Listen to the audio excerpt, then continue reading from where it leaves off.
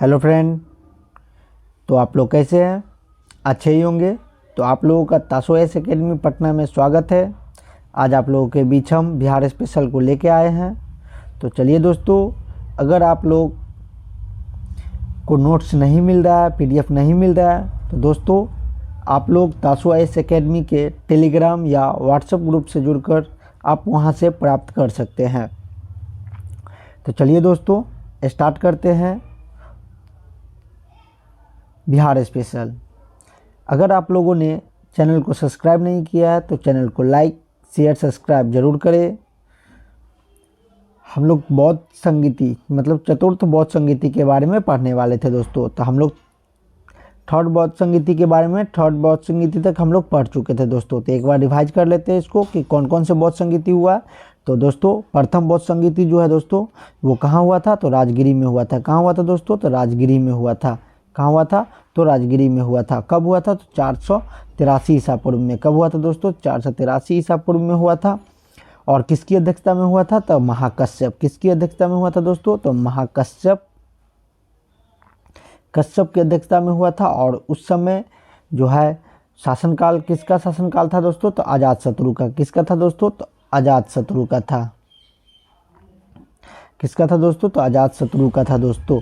उसके बाद हम लोग सेकेंड बौद्ध संगीति की बात करते हैं। दूसरा बौद्ध संगीति दोस्तों कौन सा दोस्तों? तो दूसरा बौद्ध संगीति। तो दूसरा बौद्ध संगीति कहाँ हुआ था दोस्तों? तो वैशाली में हुआ था। कहाँ हुआ था? तो वैशाली में हुआ था। कब हुआ था दोस्तों? तो 383 ईसा पूर्व में। कब हुआ था दोस्तों? 383 ईसा पूर्व में।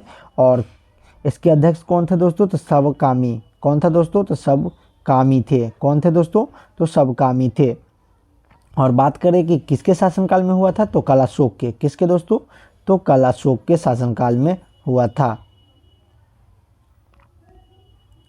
कलाशोक के शासनकाल में हुआ था। उसके बाद हम लोग तृतीय बौद्ध संगीति किसकी दोस्तों? तृतीय बौद्ध संगीति की बात कर। तृतीय बौद्ध संगीति कहाँ हुआ था? तो पाटलिपुत्रा में हुआ था। कहाँ हुआ था? तो पाटलिपुत्रा में हुआ था। पाटलिपुत्र में हुआ था। और कब हुआ था दोस्तों? 251 BC में हुआ था। कब हुआ था? 251 ईसा पूर्व में हुआ था। और इसमें जो है दोस्तों इसके अध्यक्ष कौन थे? तो मोगलीपुत्र तीस थे। कौन थे दोस्तों? तो मोगलीपुत्र तीस थे। और किसके शासनकाल में हुआ था? तो अशोक के शासनकाल में हुआ था। तो आप लोग से आशा है कि आप लोग इसे याद रखें दोस्तों। तो चलिए अब हम लोग चतुर्थ बौद्ध संगीति से स्टार्ट करते हैं। तो चतुर्थ बौद्ध संगीति का आयोजन कहाँ हुआ था दोस्तों? तो कुंडलवन। कहाँ हुआ था दोस्तों? कुंडलवन। कुंडलवन कहाँ स्थित है? तो कश्मीर में स्थित है दोस्तों। तो कब हुआ था जो है चतुर्थ बौद्ध संगीति जो है वो कब किस समय हुआ था दोस्तों? तो ईस्वी की जो है ना प्रथम शताब्दी में हुआ था। कब हुआ था दोस्तों? ईस्वी की प्रथम शताब्दी में हुआ था दोस्तों। कब हुआ था? ईस्वी की प्रथम शताब्दी में हुआ था दोस्तों। इसकी अध्यक्ष का बात करें दोस्तों तो अध्यक्ष कौन थे दोस्तों? तो चतुर्थ बौद्ध संगीति में अध्यक्ष कौन थे? तो कनिष्क थे। कौन थे दोस्तों? तो कनिष्क थे। कनिष्क थे दोस्तों। और उसके बाद बात करें दोस्तों कि इसके अध्यक्ष की बात करें तो अध्यक्ष कौन थे दोस्तों? तो अध्यक्ष जो है दोस्तों ये वसुमित्र थे। कौन थे? तो वसुमित्र थे या असुघोष या क्या दोस्तों? वसुमित्र थे। और हम लोग बात करते हैं कि किसके शासनकाल में हुआ था। तो शासनकाल की बात करते हैं, ये गलत है दोस्तों यहाँ पे लिखा हुआ। तो कनिष्क के शासनकाल में हुआ था। किसके शासनकाल में हुआ था दोस्तों? तो कनिष्क के शासनकाल में हुआ था। तो चलिए दोस्तों फिफ्थ संगीति की बात करें तो बर्जियान। इसमें क्या हुआ दोस्तों? विक्रमशिला विश्वविद्यालय हुआ था दोस्तों की स्थापना होगा दोस्तों। उसके बाद हम लोग अब मौर्य काल किसको पढ़ेंगे दोस्तों? अब हम लोग मौर्य काल को पढ़ने जा रहे हैं दोस्तों। किसको? तो मौर्य काल। ये कब से इसका शासनकाल कब से कब तक था दोस्तों? 321 BC से लेके कितना है? 185 BC तक। कितना है दोस्तों? तो 185 BC तक है दोस्तों। तो अगर हम लोग बात करें कि मौर्य काल की बात करें तो मौर्य काल का शासनकाल कब से कब तक था दोस्तों? तो 321 से लेके 187 BC तक दोस्तों। और भारतीय इतिहास का प्रथम वंश कौन दोस्तों? प्रथम वंश जिनका लगभग जो है ना संपूर्ण भारत पर शासन था। मतलब मौर्य काल जो है ना दोस्तों ये भारतीय इतिहास का प्रथम वंश था। मतलब ये जो था दोस्तों ये प्रथम वंश था लगभग जो है ना संपूर्ण भारत पर क्या किया था, शासन किया था। तो आप लोग इसे याद रखें। और इसकी बात करें दोस्तों तो इसकी लिपि कौन सी थी दोस्तों, तो इसकी जो मौर्य काल की लिपि क्या थी, तो ब्राह्मी लिपि थी। क्या थी दोस्तों, तो ब्राह्मी लिपि थी। और बात करें हम लोग मौर्य काल की तो भाषा की, तो इसकी भाषा क्या थी दोस्तों, तो प्रथम भाषा जो था दोस्तों ये प्राकृत भाषा था। क्या था, प्राकृत भाषा था दोस्तों, प्राकृत भाषा था दोस्तों। और दूसरी भाषा की बात करें दोस्तों तो कौन था, तो पाली भाषा था। कौन था दोस्तों, तो पाली भाषा था। इसके बाद हम लोग चंद्रगुप्त मौर्य को पढ़ेंगे। किसको पढ़ेंगे दोस्तों, चंद्रगुप्त मौर्य को, जो कि 321 बीसी से लेकर 298 बीसी तक। कब से कब तक दोस्तों, तो 321 बीसी से लेके 298 बीसी तक। और हम लोग बात करें दोस्तों कि इस मौर्य वंश जो है दोस्तों, मौर्य वंश जो है कितने वर्षों तक भारत पर राज किया था दोस्तों, तो मौर्य वंश जो है दोस्तों, मौर्य वंश जो है दोस्तों ये कितने वर्षों तक भारत पर राज किया था, तो 137 वर्षों तक। कितना वर्षों तक दोस्तों, तो 137 वर्षों तक। इसे आप लोग याद रखें दोस्तों, ये पूछा जाता है।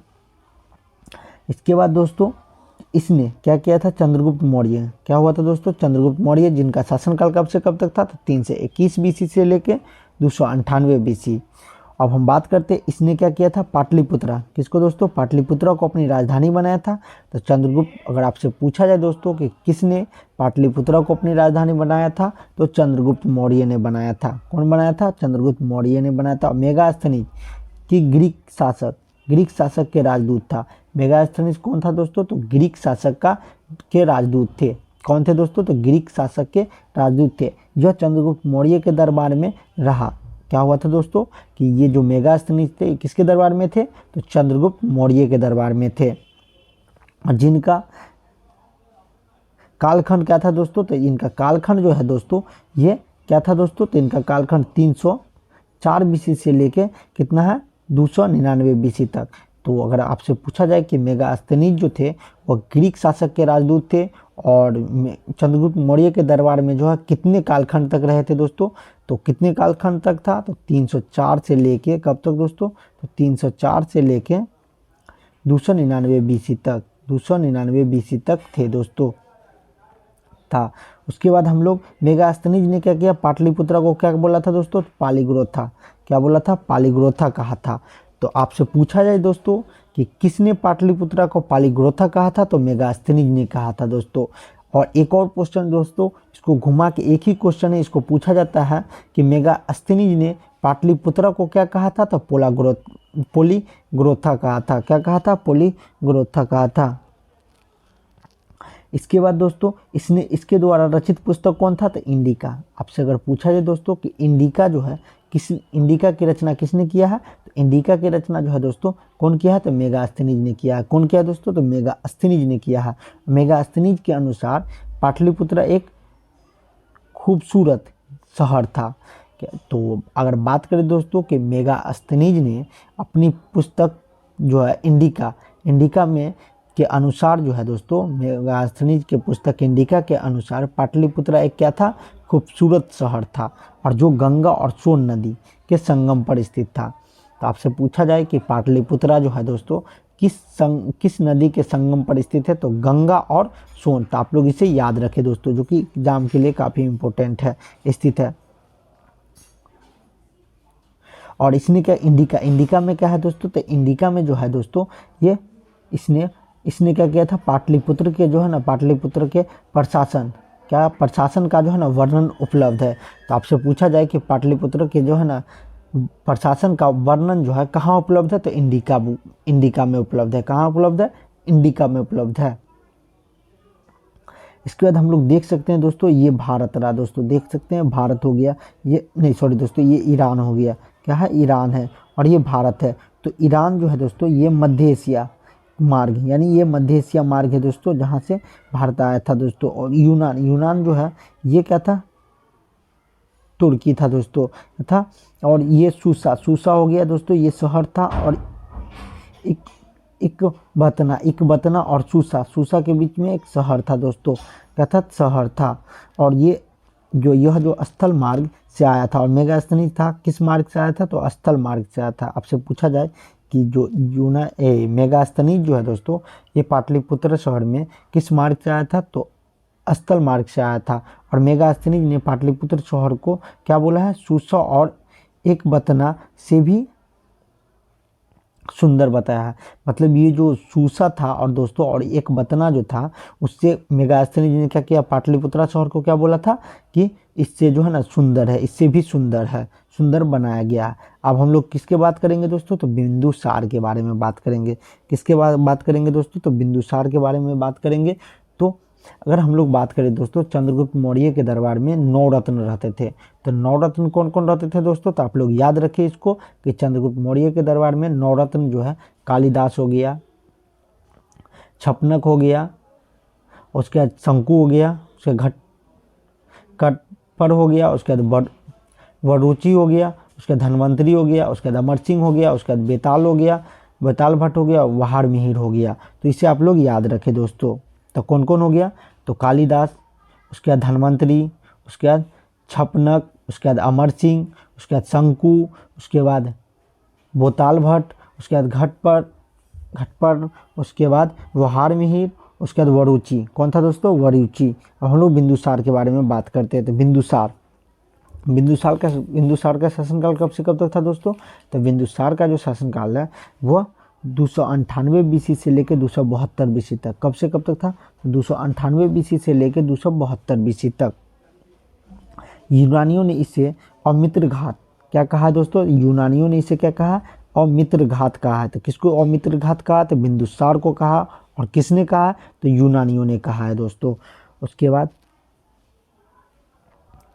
पिंगल वत्स इसी के शासन काल में जो है ना था। पिंगल वत्स जो है दोस्तों वो किसके शासनकाल में था, तो बिंदुसार के शासनकाल में था।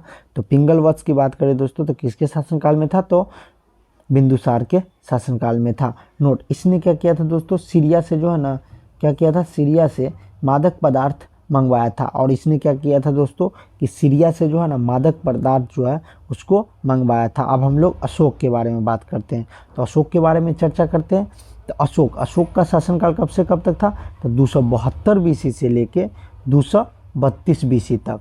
तो आप लोग इसे याद रखें कि अशोक का शासनकाल कब से कब तक था, तो 272 बीसी से लेके कितना था, 232 बीसी तक। कितना है दोस्तों, तो 232 बीसी तक था, 232 बीसी तक।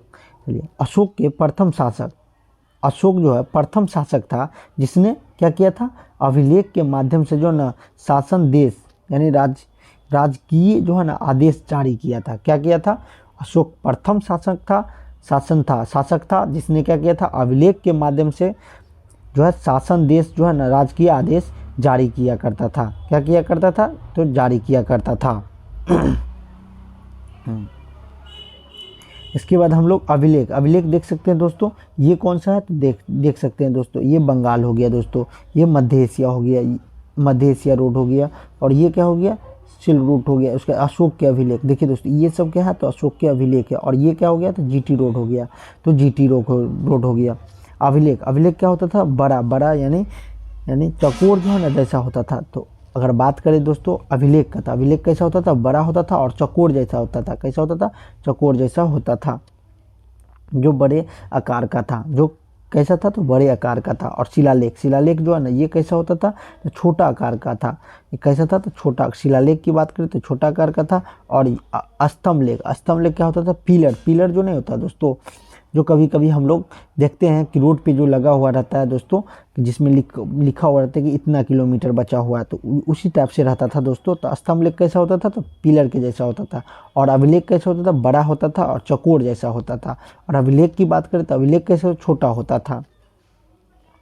उसका नोट को देख लेते हैं दोस्तों। तो नोट, अशोक का पुत्र कौन था, दशरथ था, जो गोपी भूला का जो है निर्माण किया था। किसका किया था, गोपी भूला का निर्माण किया था।